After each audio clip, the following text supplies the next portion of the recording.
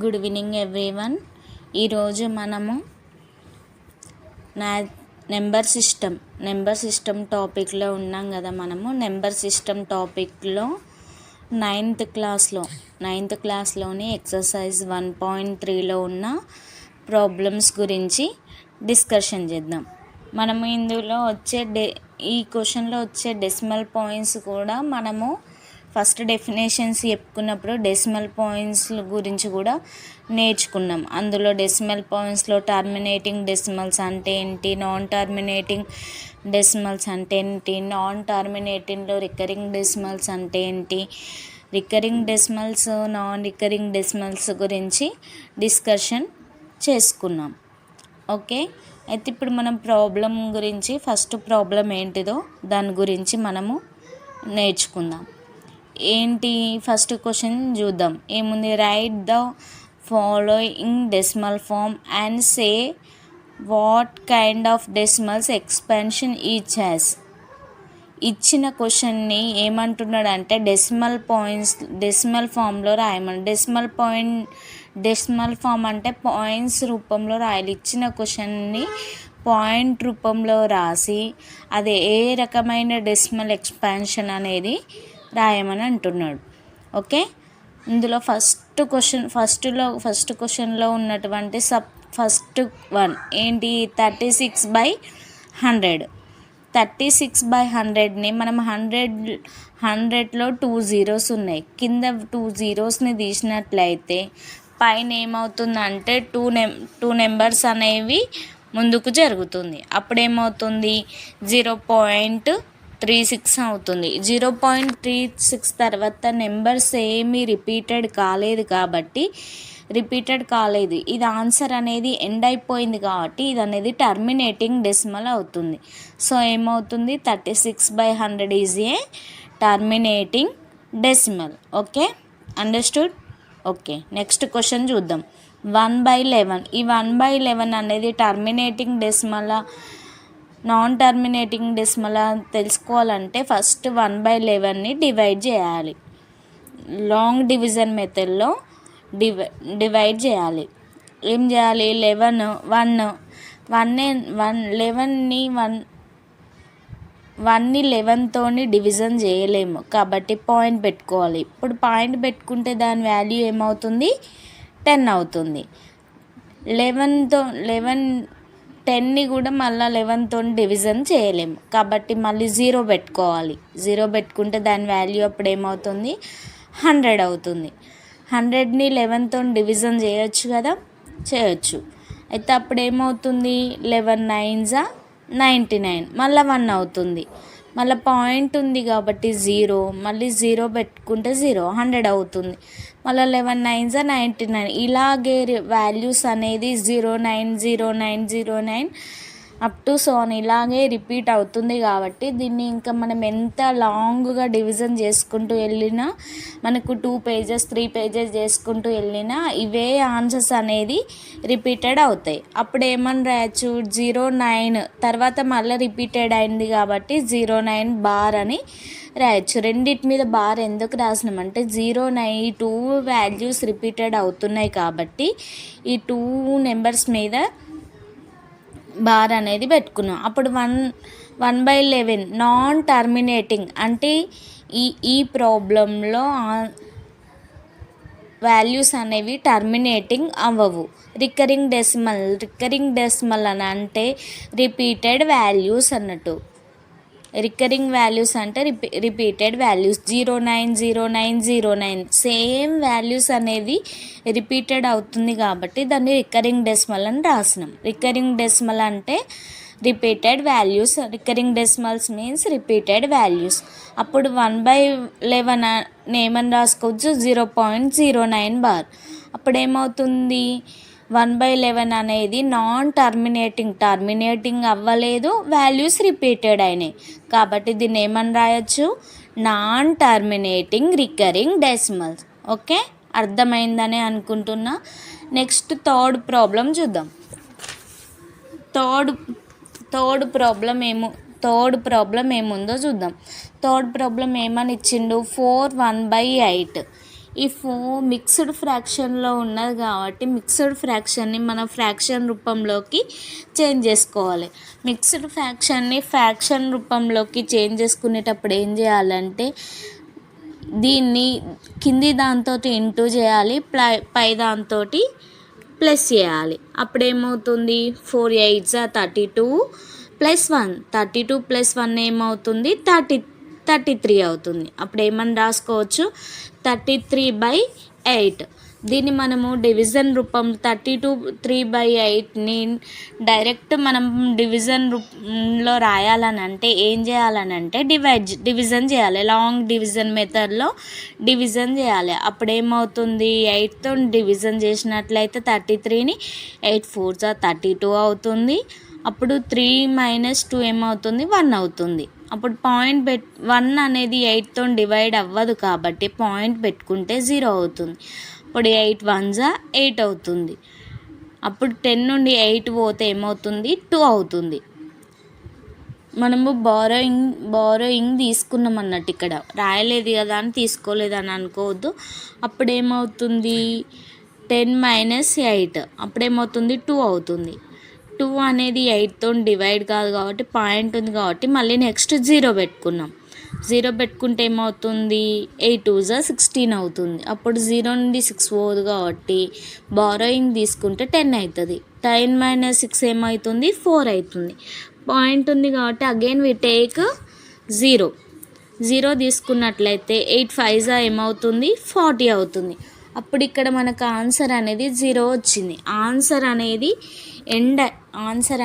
End అయింది. చూడండి ఇక్కడ ఆన్సర్ 0 వచ్చింది కాబట్టి ఇది అనేది 1 to 5 0 వచ్చేసింది కాబట్టి ఇది టర్మినేటింగ్ డెసిమల్ అవుతుంది. ఎందుకు అని అంటే ఇక్కడ వాల్యూస్ అనేది రిపీటెడ్గా రాలేదు. ఆన్సర్ అనేది మనం 0 వచ్చే వరకు ఆన్సర్ కంటిన్యూ అయింది చేసినాం కాబట్టి 0 వచ్చేసింది. అప్పుడు ఏమవుతుంది 33/8 అనేది 33/8 అంటే ఏంటి 4 1/8 4 1/8 అనేది టర్మినేటింగ్ డెసిమల్ అవుతుంది. ఓకే, నెక్స్ట్ 4th క్వశ్చన్ చూద్దాం. 3/11ని లాంగ్ డివిజన్ మెథడ్లో డివిజన్ చేద్దాం. చేస్తే ఏమవుతుంది 3/13. అప్పుడు 3 అనేది 13 తోటి డివైడ్ అవ్వదు కాబట్టి మనం పాయింట్ పెట్టుకొని 0 రాసుకున్నాం. అప్పుడు ఏమవుతుంది 13 2 26 అవుతుంది.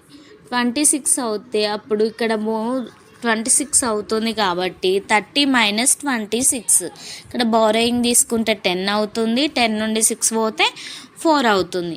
ఇప్పుడు 40 వాల్యూ అనేది 40 అవుతుంది. అప్పుడు 13 3 39 మళ్ళీ బారోయింగ్ తీసుకుంటే 10 అవుతుంది. 10 - 9 ఏమవుతుంది 1 అవుతుంది. 1 తర్వాత 1 అవుతుంది. ఇక్కడ 1 అనేది 13తో డివైడ్ అవ్వదు. ఇక్కడ ఆల్రెడీ పాయింట్ ఉంది కాబట్టి మనం వీ హ్యావ్ టు టేక్ 1 0. కానీ 10 కూడా 13తో డివైడ్ అవ్వదు కాబట్టి మళ్ళీ ఇక్కడ మనం ఏం చేయాలనంటే ఇక్కడ 0 అనేది తీసుకోవాలి. 0 తీసుకున్నట్లయితే అప్పుడు దాని వాల్యూ ఇక్కడ కూడా మనం 0 రాసుకుంటే దీని వాల్యూ అనేది 100 అవుతుంది. అప్పుడు ఏమవుతుంది 13 7 91 అవుతుంది. అప్పుడు డివైడ్ చేస్తే ఇక్కడ బారోయింగ్ తీసుకుంటే 10 అవుతుంది. 10 - 1 9 అవుతుంది. 10 - 1 9 అవుతుంది. అప్పుడు పాయింట్ ఉంది కాబట్టి 0 తీసుకుంటే 13 6 78 అవుతుంది. అప్పుడు ఇక్కడ 10 నుండి 8 పోతే 2 అవుతుంది.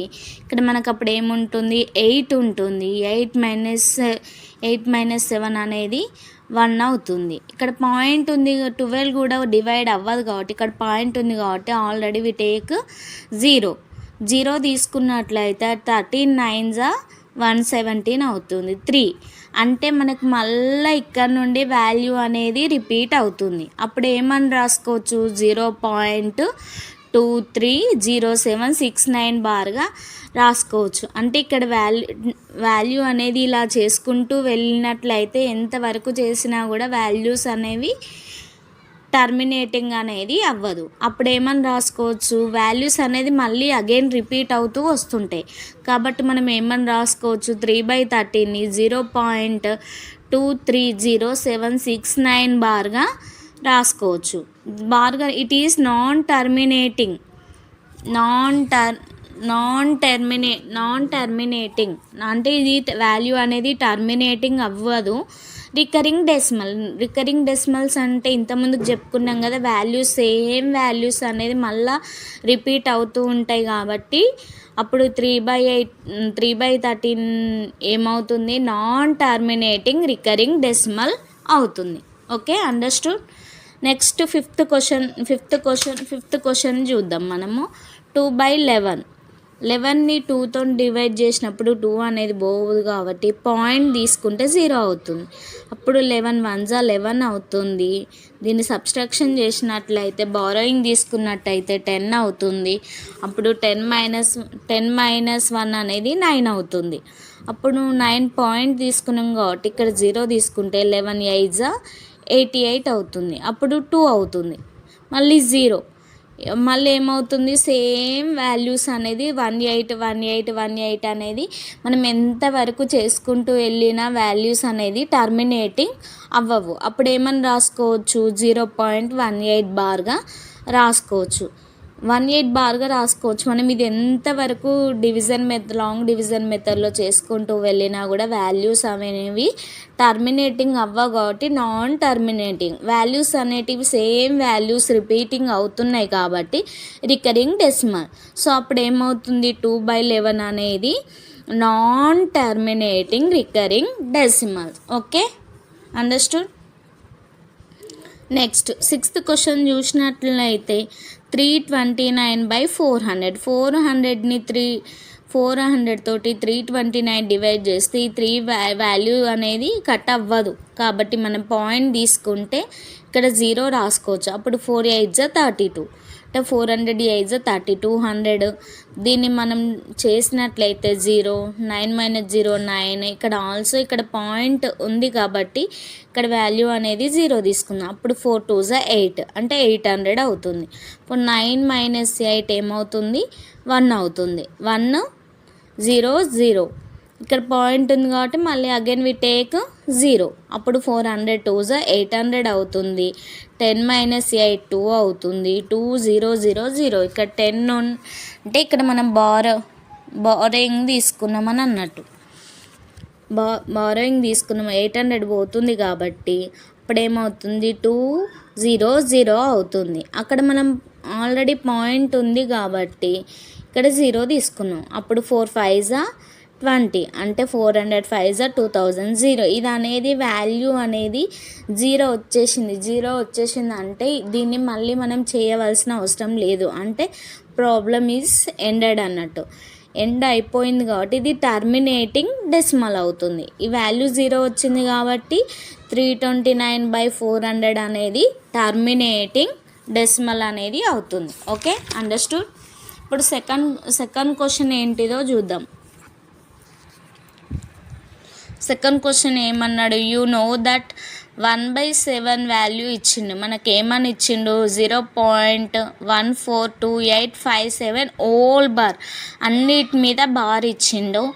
బార్ అని అంటే ఏంటి, this values are repeated once again అని అన్నట్టు. Okay, can you predict what decimal expansions of, మనకు ఈ ఇచ్చిన వాల్యూస్ యొక్క డెసిమల్ పాయింట్స్ అనేది ఎక్స్పాండ్ చేయమంటున్నాడు. ఏ విధంగా ఎక్స్పాండ్ చేయమంటున్నాడు, ఏమిచ్చిండు values, 2/7, 3/7, 4/7, 5/7, 6/7 without actually division, long division. Sorry for the disturbance. ఇప్పుడు కంటిన్యూ ప్రాబ్లం చూద్దాం. యు నో దట్ 1/7 వాల్యూ మనకి ఇక్కడ ఏమి ఇచ్చిండు, 0.142857 ఓల్ బార్ అన్నిటి మీద కలిపి బార్ ఉందని అంటే దాని వాల్యూ అనేది రిపీట్ అనేది అవుతుందని అర్థం. ఏమన్నాడు, డెసిమల్ ఎక్స్పాన్షన్స్ ఇచ్చిన డెసిమల్ ఎక్స్పాన్షన్స్ని యాక్చువల్ లాంగ్ డివిజన్ మెథడ్లో చేయకుండా ఆన్సర్స్ అనేది ప్రిడిక్ట్ చేయమని అవుతున్నాడు.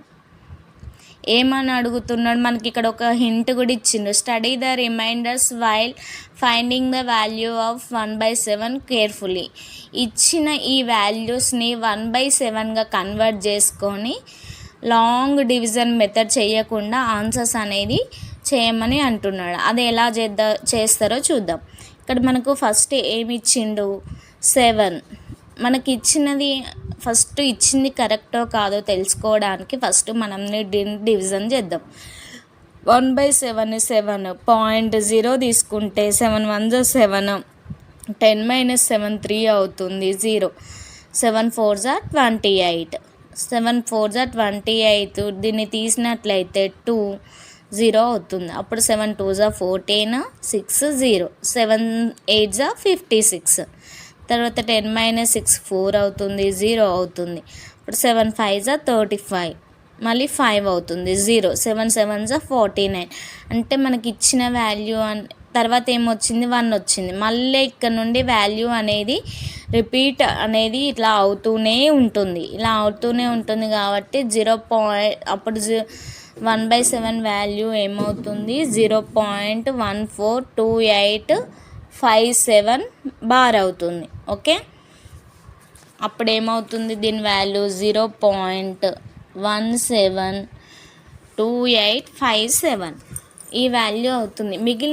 మిగిలిన వాల్యూస్ని లాంగ్ డివిజన్ మెథడ్లో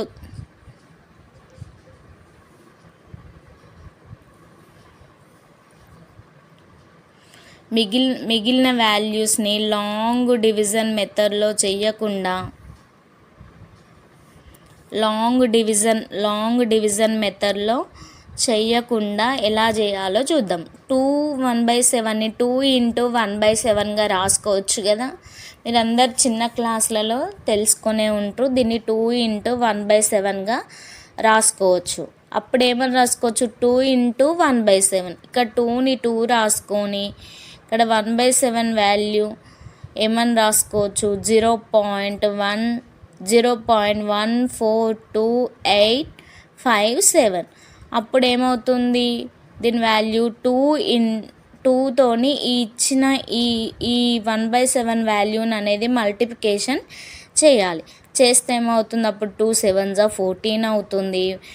తర్వాత 1 ఉంటుంది, 2 5 10, 10 + 1 11, 1 up 1, 2 8 16, 16 + 1 17, 2 2 4, 4 + 1 5, 2 4 8, 2 1 2. ఓకే, నెక్స్ట్ 3/7ని 3 × 1/7గా రాసుకోవచ్చు.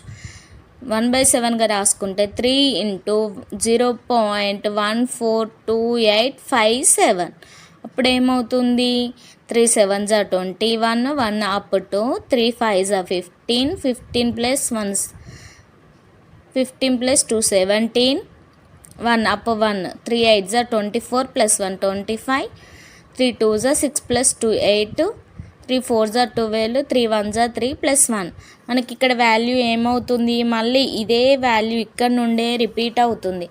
చూడండి, ఇక్కడ పైన క్వశ్చన్లో చూసినట్టే 2857 వాల్యూ రిపీట్ అవుతుంది. ఇక్కడ 3/7లో ఎక్కడ నుండి రిపీట్ అవుతుంది, 42857 మళ్ళీ ఇదే వాల్యూ ఇక్కడ నుండే రిపీట్ అవుతుంది. ఓకే, మనము లాంగ్ డివిజన్ మెథడ్ చేయకున్నా కూడా ఈ ప్రాబ్లమ్ని ఈ విధంగా సాల్వ్ చేయవచ్చు అన్నట్టు. 4/7 ఏమని రాసుకోవచ్చు, 4 × 1/7గా రాసుకోవచ్చు. 4 × 0.142857. ఇప్పుడు 4తో దీన్ని మల్టిప్లికేషన్ చేస్తే 4 7 28, 8 up to 4 5 20 + 2 22, 4 8 32, 32 + 2 34, 4 2 8 + 3 11, 11 4 4 16 + 1 17, 4 1 4 + 1 5. ఇక్కడ కూడా చూసినట్లయితే మనకి ఇక్కడ 5 7 1 4 2 8 ఇక్కడ వాల్యూ కూడా రిపీట్ అనేది ఇచ్చిన 1/7ల వాల్యూ అనే రిపీట్ అవుతుంది. తర్వాత ఏంటి 5/7. 5/7ని 5 ఇంటూ 1/7, 5 ఇంటూ 0.142857, 5తో మల్టిప్లై చేసినట్లయితే 5 7s are 35, 5 5s are 25 plus 3 28, 5 8s are 40, 40 plus 2 42, 5 2s are 10, 10 plus 4 14, 4 4s are 16, 16 plus 1 ఏమవుతుంది 17 అవుతుంది. ఇప్పుడు 5 1s are 5 plus 1 17, మళ్ళీ ఇదిగే 7 1 4 2 8 5 ఇదే వాల్యూ అనేది ఇక్కడ ఉన్న వాల్యూయే ఇక్కడ కూడా రిపీట్ అవుతుంది. ఇంటూ చేసినా కూడా దాని వాల్యూ ఏం చేంజ్ అవ్వదు. ఎనీ నెంబర్ని మనం 1/7తో మల్టిప్లికేషన్ చేస్తే సేమ్ వాల్యూ అనేది మళ్ళీ రిపీట్ అవుతుంది, కానీ దాని వాల్యూ అనేది చేంజ్ ఏమీ కూడా అవ్వదు. 6/7, 6 ఇంటూ 1/7, అప్పుడు 6 ఇంటూ 0.14, ఇక్కడ 1/7 వాల్యూ అంటే 0.142857. 6తో ఈ వాల్యూని మల్టిప్లికేషన్ చేస్తే 6 7s are 42, 2 up 4, 6 5s are 30, 30 plus 4 34, 4 3, 6 8s are 48, 48 plus 3 51, 6 2s are 12, 12 plus 5 7, 17, 7 up 1, 4 6 4s are 24 plus 1 25 అవుతుంది, 2 అవుతుంది. 6 1s are 6, 8, 0తో మల్టిప్లికేషన్ చేస్తే 0, 0.857142. మళ్ళీ ఇక్కడ నుండి రిపీట్ అనేది అవుతుంది. చూడండి 8 5 7 తర్వాత 1 4 ఇదే వాల్యూ రిపీట్ అవుతుంది. అంటే దీన్ని బట్టి మనకి ఏమవుతుంది, యాక్చువల్ డివిజన్ చెయ్యకుండా దీన్ని స్ప్లిట్ చేసి 6/7 ఈ విధంగా ఇచ్చిన వాల్యూస్ని స్ప్లిట్ చేసి రాసినట్లయితే ఎనీ వాల్యూని 1/7తో మల్టిప్లికేషన్ చేస్తే సేమ్ వాల్యూ అనేది రిపీట్ అవుతుంది. దాని వాల్యూ అనేది ఏం చేంజ్ అవ్వదు. మనం ఈ విధంగా ప్రతి ఒక్క దానికి ఒక 1/7 ఒక్క వాల్యూ తెలిసినట్లయితే మిగిలిన 1/7కి దేంతో మల్టిప్లికేషన్ చేసినా ఇచ్చిన వాల్యూస్ అనేవి రిపీట్ అవుతాయి. సో ఆన్సర్ అనేది ఏం చేంజ్ అవ్వవు, అవే వాల్యూస్ రిపీట్ అనేవి అవుతూ ఉంటాయి. ఓకే, అర్థమైందా అనుకుంటున్నాను. నెక్స్ట్ క్వశ్చన్ ఏంటిదో చూద్దాం. థర్డ్ క్వశ్చన్ ఏంటి, express the following is in the form p/q where p and q are integers and q not equal to 0. ఇచ్చిన క్వశ్చన్స్ని p/q ఫామ్లో అనేది రాయమని అంటున్నాడు. p/q ఫామ్లో రాయాలి, కానీ వాల్యూస్ ఏమి ఉండాలని అంటున్నాడు, pq వాల్యూస్ అనేది ఇంటీజర్స్ ఉండాలంటున్నాడు. ఇంటీజర్స్ ఏంటి, negative values 0 and positive values ఉంటాయి. బట్ కానీ ఇక్కడ ఏమంటున్నాడు అంటే క్యూ వాల్యూ అనేది నాట్ ఈక్వల్ టు 0 అవ్వకూడదు. p/q రూపంలో రాసినప్పుడు క్యూ వాల్యూ అనేది 0 అవ్వదు. జీరో ఒకవేళ 0 అయిందంటే దాని వాల్యూ అనేది నాట్ కన్సిడరింగ్ అవుతుంది. కాబట్టి క్యూ వాల్యూ ఎప్పుడు కూడా మనం p వాల్యూ 0 తీసుకోవచ్చు, కానీ క్యూ వాల్యూ ఎప్పుడు కూడా 0 అనేది తీసుకోవద్దు అన్నట్టు. ఓకే, ఇచ్చిన క్వశ్చన్లో ఫస్ట్ 0.6 బార్, 6 మీద బార్ ఉంది అని అంటే ఏంటిది అని ఏమన్నట్టు, ఇది నాన్ టర్మినేటింగ్, ఈ వాల్యూ అనేది టర్మినేటింగ్ అవ్వదు, రికరింగ్ డెసిమల్ అన్నట్టు. నాన్ టర్మినేటింగ్ 0.6 బార్ అనేది నాన్ టర్మినేటింగ్ రికరింగ్ డెసిమల్. అప్పుడు 6 బార్ ఒక 6 మీదనే బార్ ఉన్నది కాబట్టి మనం ఆ బార్ని తీసేసినట్లయితే ఏ విధంగా రాయొచ్చు, మనము సపోజ్ ఈ వాల్యూస్ని ఇచ్చిన వాల్యూస్ని ఎక్స్ అని కన్సిడర్ చేసుకుందాం. ఎక్స్ అని కన్సిడర్ చేసుకుంటే ఎక్స్ ఈక్వల్ టు 0.6666 అని రాసుకోవచ్చు. ఇక్కడ మనము 10x ఎందుకు తీసుకోవాలంటే మనం ఇప్పుడు ఒక నెంబర్ మీద బార్ ఉంటే 10x అని తీసుకోవాలి, 2 నెంబర్స్ మీద బార్ ఉంటే 100x అని తీసుకోవాలి, 3 నెంబర్స్ మీద బార్ ఉంటే 1000x అని తీసుకోవాలి. కానీ మనకి ఇక్కడ ఒకటే నెంబర్ మీద బార్ ఉంది కాబట్టి మనం 10x అని తీసుకున్నాం. అయితే ఈ ఎక్స్ వాల్యూని 10తోని మల్టిప్లికేషన్ చేస్తున్నాం. 10తోని మల్టిప్లికేషన్ చేస్తున్నాం కాబట్టి 10x ఈక్వల్ టు అప్పుడు ఏమవుతుంది, 10తోని మల్టిప్లికేషన్ చేస్తే ఇక్కడ పాయింట్ అనేది ఒక నెంబర్ ముందుకు మూవ్ అవుతుంది. అప్పుడు ఏమవుతుంది, 10x value 6.6666 up to so on అవుతుంది. అప్పుడు మైనస్ ఎక్స్ని మల్టిప్లికేషన్ మైనస్ ఎక్స్తో ఎక్స్ని మైనస్ చేయాలి. అప్పుడు ఏమవుతుంది 10x మైనస్ ఎక్స్ 9x అవుతుంది. ఇక్కడ 666 వాల్యూస్ అన్నీ కట్ అవుతాయి కాబట్టి వాటి వాల్యూస్ అనేవి 0 అవుతుంది. 6 మైనస్ 0 6. అప్పుడు 9x ఈజ్ఈక్వల్ టు 6 అవుతే x ఈజ్ఈక్వల్ టు ఏమవుతుంది 6/9 అవుతుంది. అప్పుడు ఏమని రాయొచ్చు 3తో కట్ చేసినట్లయితే 3 2s 6 3 3s 9. దాని వాల్యూ ఏమవుతుంది 0.6 బార్ యొక్క వాల్యూ అనేది 2/3 అవుతుంది. దీన్ని షార్ట్ కట్ మెథడ్లో ఇంత లెంతీగా మనము ఎగ్జామ్స్లో కాంపిటేటివ్ ఎగ్జామ్స్లో చేయడం కష్టం కాబట్టి ఈ విధంగా షార్ట్ కట్ మెథడ్లో ఏ విధంగా చేయాలో చూద్దాం. ఫస్ట్ ఏం చేయాలని అంటే ఇచ్చిన ప్రాబ్లంలో బార్ తీసేసి ఇచ్చిన ప్రాబ్లంని రాసుకోవాలి. రాసుకున్నాక మనం తర్వాత బార్కి ముందు ఏవైతే నెంబర్స్ ఉన్నాయో ఆ నెంబర్స్ని మనం మైనస్ చేయాలి. కానీ ఇక్కడ ఏం 0 ఒకటే ఉంది కాబట్టి మనం ఏం రాసుకున్నాం 0 డివైడెడ్ బై మనకి ఇచ్చిన క్వశ్చన్లో ఎన్నిటి మీద బార్ ఉంటే అన్ని 9లు రాసుకోవాలి. ఇక్కడ మనకు ఒకటే బార్ ఉంది కాబట్టి ఒకటే 9 రాసుకోవాలి. అప్పుడు ఏమవుతుంది 6/9 అవుతుంది. అప్పుడు 3 2s 6 3 3s 9 2 3. ఈ విధంగా లాంగ్ చేసుకుంటూ వెళ్ళినట్టయితే ఎగ్జామ్స్లో టైం టేకన్ ప్రాసెస్ కాబట్టి ఈ విధంగా షార్ట్ కట్ మెథడ్ చేసుకోవడం చాలా ఈజీగా ఉంటుంది. ఓకే, నెక్స్ట్ క్వశ్చన్ ఏంటో చూద్దాం. ఇక్కడ 0.47 బార్, ఇక్కడ 47 రెండిటి మీద బార్ లేదు, ఒకటే నెంబర్ మీద బార్ ఉంది.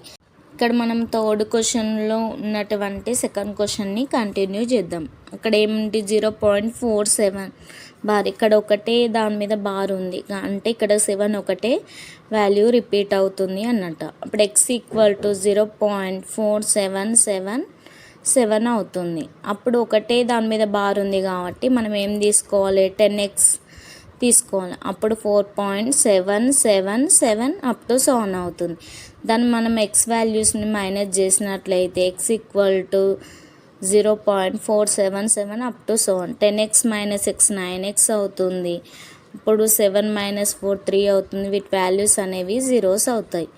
అప్పుడు 4.33 అప్ టు 7. ఎక్స్ వాల్యూ ఏమవుతుంది 4.3/9. అప్పుడు ఏమవుతుంది 43/90 అవుతుంది. దీనికి షార్ట్ కట్ మెథడ్ ఏంటి అంటే 0.47 ఫస్ట్ మనం బార్ తీసేసి వాల్యూ అనేది రాయాలి. అప్పుడేమవుతుంది 47 అవుతుంది. బార్కి ముందు ఎన్ని నెంబర్స్ ఉన్నాయో అన్ని నెంబర్స్ని మైనస్ చేయాలి. డివైడెడ్ బై ఎన్నిటి మీద బార్ ఉందో అన్ని నెంబర్స్ రాసుకోవాలి. ఒకటే నెంబర్ ఉంది కాబట్టి 9 అని రాసినాం. బార్కి ముందు ఎన్ని నెంబర్స్ ఉన్నాయో అన్ని జీరోస్ రాసుకోవాలి. ఒకటే నెంబర్ ఉంది కాబట్టి ఒకటే 0 రాసినాం. అప్పుడు ఏమవుతుంది 47 మైనస్ 4 43 అవుతుంది. Divided by 90. ఆన్సర్ ఏమవుతుంది షార్ట్కట్లో ఈ విధంగా లాంగ్ డివిజన్లో చేయడానికి టైం ఎక్కువ పడుతుంది కాబట్టి దాన్ని మనం ఏ విధంగా రాసుకోవచ్చు, ఈ విధంగా షార్ట్కట్లో చేసినట్లయితే దాని వాల్యూ అనేది ఈజీగా రావడం జరుగుతుంది. కాంపిటేటివ్ ఎగ్జామ్లో రాయడం అనేది చాలా ఈజీగా ఉంటుంది. ఓకే, నెక్స్ట్ క్వశ్చన్ చూద్దాం. ఇక్కడ థర్డ్ క్వశ్చన్ ఏమి ఇచ్చిండు, ఇచ్చిన వాల్యూ 3 నెంబర్స్ మీద బార్ ఇచ్చిండు. అప్పుడు ఎక్స్ వాల్యూ ఏమవుతుంది బార్ అంటే 0.001001 అవుతుంది. ఇప్పుడు దాన్ని మనం 3 నెంబర్స్ మీద బార్ ఉంది కాబట్టి దాన్ని 3 zeros రాసుకోవాలి 1 తర్వాత. అంటే 1000x equal to 0.001 up to so on అవుతుంది. అప్పుడు ఎక్స్ వాల్యూని తీసేసినట్లయితే 0.001 అవుతుంది. ఇప్పుడు 1000x మైనస్ ఎక్స్ ఏమవుతుంది 999x అవుతుంది ఈక్వల్ టు 1 అవుతుంది. ఎక్స్ ఈక్వల్ టు అప్పుడు ఏమవుతుంది 1/999. దీని షార్ట్కట్లో ఎంత ఈజీగా ఏ విధంగా రాసుకోవచ్చు చూసుకోండి. ఇక్కడ బార్ గిట్లా తీసేసి నెంబర్స్ని రాయాలి. తర్వాత బార్కి ముందు ఏం నెంబర్స్ ఉన్నాయి 0 ఉంది కాబట్టి 0 రాసినాం. ఎన్నిటి మీద బార్ ఉంటే అన్ని 9s అనేవి డినామినేటర్లో రాసుకోవాలి. అప్పుడు వాల్యూ ఏమవుతుంది 1/999. ఈ విధంగా ఇలా లాంగ్గా చేసుకోవడం ఎక్కువ టైం ప్రాసెస్ అవుతుంది కాబట్టి ఈ విధంగా ప్రాబ్లమ్ని షార్ట్లో చేసుకోవాలి. ఓకే, నెక్స్ట్ క్వశ్చన్ చూద్దాం. Express 0.999 up to 7 is in the form of P/Q ఇచ్చిన క్వశ్చన్ని P/Q రూపంలో రాయమంటున్నాడు. P/Q రూపంలో రాస్తే ఏమంటున్నాడు, are you surprised by your answer, మీ ఆన్సర్కి సర్ప్రైజ్ అవుతారు అని చెప్తున్నాడు. ఏ విధంగా సర్ప్రైజ్ అవుతారు అనేది discuss why you answer make sense, టీచర్తోని క్లాస్మేట్స్తోని డిస్కషన్ చేయమని చెప్తున్నాడు. ఏ విధంగా వస్తుందో చూద్దాం. x = 0.0999 up to so on ఇచ్చింది. ఇక్కడ మనం ఒకటే నెంబర్ రిపీట్ అవుతుంది. ఏంటిది 9 బార్ అని రాసుకోవచ్చు. 9 బార్ అంటే ఇప్పుడు మనం ఒకటే నెంబర్ మీద బార్ ఉంది కాబట్టి దాన్ని ఏ విధంగా రాసుకోవచ్చు, 10x అనేది రాసుకోవచ్చు. 10x వాల్యూ ఏమవుతుంది, 9.9999 అప్ టు సో ఆన్ అవుతుంది. దీని నుండి ఇంతకుముందు ప్రాబ్లం చేసినట్టుగా -x చేసినట్లయితే ఒక దాని మీద 10x కాబట్టి ఒక పాయింట్ అనేది ముందుకు జరుగుతుంది. అప్పుడు ఏమవుతుంది, 9.999 అప్ టు సో ఆన్ అవుతుంది. x వాల్యూని మైనస్ చేసినట్లయితే 0.9999 అవుతుంది. 10x - x ఏమవుతుంది, 9 అవుతుంది. 9 - 0 9, ఇవన్నీ వాల్యూస్ పైవి కిందివి కట్ అవుతాయి. x వాల్యూ 9/9 కట్ చేస్తే దాని వాల్యూ ఏమైనా నిజంగా ఈ 1 అనేది, ఈ ఆన్సర్ 1 రావడం అనేది నిజంగా మనకు సర్ప్రైజ్. ఈ షార్ట్ కట్ మెథడ్లో చూద్దాం. 0.99 బార్ని 9 బార్ అని రాసుకోవచ్చు. 9 బార్, ఈ బార్ తీసేసి నెంబర్స్ రాస్తే ఏమవుతుంది, 9 అవుతుంది. బార్కి ముందు ఉన్న నెంబర్స్ ఏమున్నాయి, ఓన్లీ 0 ఉన్నాయి కాబట్టి -0 డివైడెడ్ బై ఎన్ని నెంబర్స్ మీద బార్ ఉంటే అన్ని 9లు అనేవి డినామినేటర్లో రాసుకోవాలి. ఒకటే నెంబర్ మీద బార్ ఉంది కాబట్టి మనం ఏం రాసుకున్నామో 9 అని రాసినాం. అప్పుడు 9/9 అంటే 1 రాసినాం. అంటే నిజంగా ఇది సర్ప్రైజ్. ఒక వాల్యూ అనేది 1 రావడం అనేది మనకు నిజంగా సర్ప్రైజ్ అవుతుంది. ఇప్పుడు ఎందుకంటే ఇక్కడ మనకు 0.9999కి 1కి మధ్యలో డిఫరెన్స్ ఎంత ఉంటుంది అంటే 0.00001 వస్తుంది. ఇది అనేది 0.0000001 అనేది చాలా చిన్న వాల్యూ అవుతుంది. ఇది అనేది స్మాల్ వాల్యూ. దీని అనేది మనం ఇది నెగ్లిజిబుల్, ఎందుకంటే ఇది చాలా స్మాల్ వాల్యూ కాబట్టి స్మాల్ వాల్యూ నెగ్లిజిబుల్. ఈ వాల్యూని అనేది మనం కన్సిడర్ చేయాల్సిన అవసరం అనేది ఉండదు. అప్పుడేమవుతుంది, 0.999 up to so on value equal to ఏమవుతుంది, 1 అవుతుంది. ఇది చాలా సర్ప్రైజ్ వాల్యూ. ఓకే, అన్నిట్లో ఇంత సర్ప్రైజింగ్గా ఉండే వాల్యూ అనేది 1 ఒకటే అవుతుంది. ఓకే, మీకు ఈ వీడియో నచ్చినట్లయితే థ్యాంక్ యూ సో మచ్. ఈ వీడియో నచ్చినట్లయితే లైక్ చేయండి, షేర్ చేయండి, సబ్స్క్రైబ్ చేయండి. సబ్స్క్రైబ్ చేసినట్లయితేనే నా వీడియోస్ అనేవి రోజు మీకు కంటిన్యూగా రావడం అవుతుంది. లేకపోతే సబ్స్క్రైబ్ చేయకుంటే వీడియోలు అనేవి స్కిప్ అవుతుంది. Okay, thank you, bye.